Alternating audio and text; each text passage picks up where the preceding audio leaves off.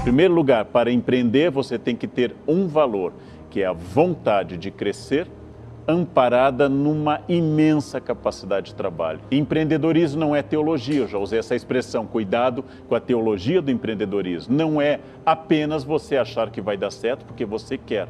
Então, em primeiro lugar, atitude de trabalho, capacidade de ser empreendedor é a capacidade de ser protagonista. Esse conceito é muito importante. Quem é protagonista? Querem um indicativo muito claro? Quem não fica dando desculpas.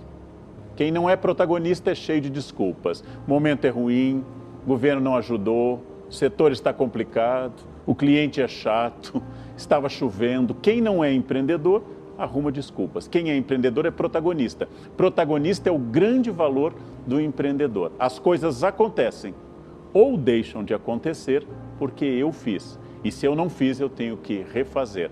Volta uma frase de Sartre muito interessante: não importa o que a vida fez de você, importa o que você fez com o que a vida fez de você. Então, o empreendedor não tem problemas, por isso ele não tem desculpas, errado. Ele tem os mesmos problemas que todo mundo, mas daquele problema ele torna a possibilidade de uma iniciativa. Da crise surge a oportunidade. Usando uma frase que eu gosto muito, aprendi com um grande amigo meu: ostra feliz não produz pérola.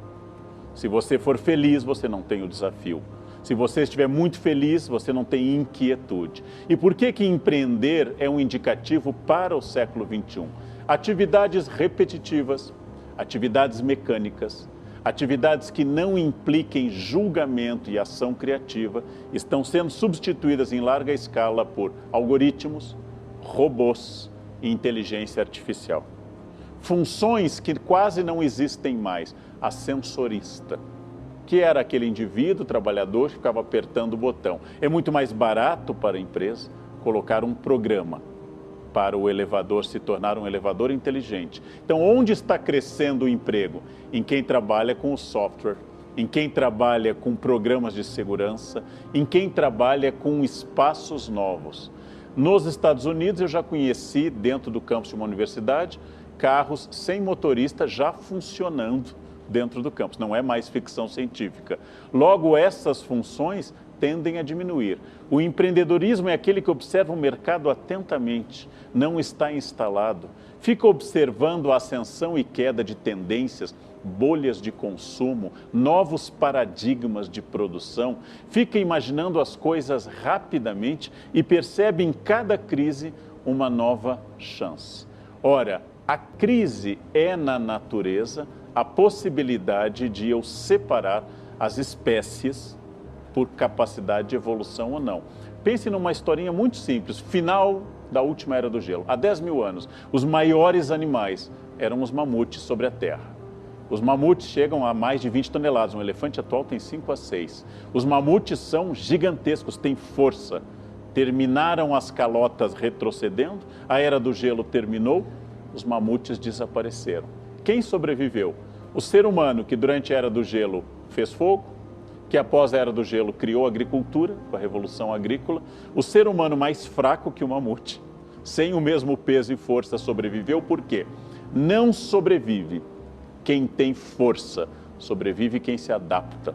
Sobrevive quem tem resiliência de adaptação, que é a capacidade que você tem de sair de uma situação e passar a outra e se reinventar permanentemente. Esse é o segredo da manutenção de uma atividade profissional, de um casamento, de uma relação de amizade. Reinvenção, resiliência. Em física, a esponja que é amassada volta à forma original. Em física, a bola que bate por inércia volta para outro lado. Reinvenção e resiliência. Você teve uma ideia boa, você não é um empreendedor, você é um sujeito que teve uma ideia boa. O empreendedor é obrigado a ter ideias boas frequentemente.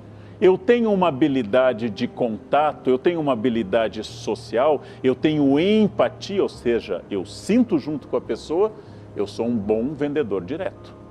Eu tenho essa capacidade de olhar no olho, de não ser antipático ou meramente simpático, mas de ser empático, sentir a necessidade da pessoa, avaliar, e prazer no contato com as pessoas é um valor que me leva, por exemplo, ao comércio direto. Todas essas questões nascem do autoconhecimento de quem empreende capacidade de estudar o mercado e uma capacidade notável de entender que tudo aquilo que me ensinaram naquele ano e eu aprendi, no ano seguinte tem pouca validade. Eu fui educado em boas universidades no Brasil e no exterior para ser um bom historiador e filósofo.